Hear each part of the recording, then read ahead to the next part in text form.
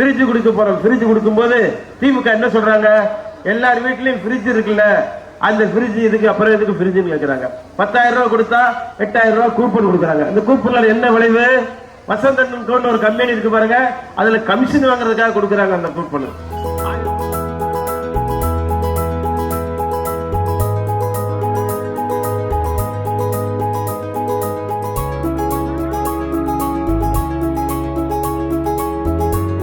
திருப்பரங்குன்றம் சட்டமன்ற தொகுதியில் அதிமுக சார்பில் மீண்டும் போட்டியிடும் எம்எல்ஏ ராஜன் செல்லப்பாவை ஆதரித்து திரைப்பட தயாரிப்பாளரும் மறைந்த முன்னாள் அமைச்சர் RM வீரப்பனின் பேரனுமான செந்தில் தியாகராஜன் பிரச்சாரம் மேற்கொண்டார்.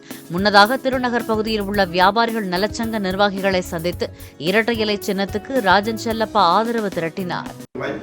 சில நேரம் நான் அவர் சொன்ன மாதிரி முழுசா அரசியல் பார்க்கறது, சில நேரம் அரசியலை பார்க்க பொதுவானவர்களாக தான் இருக்காரு எல்லாருக்கும். ஏன்னா எல்லா கட்சியிலும் இருக்கக்கூடாது.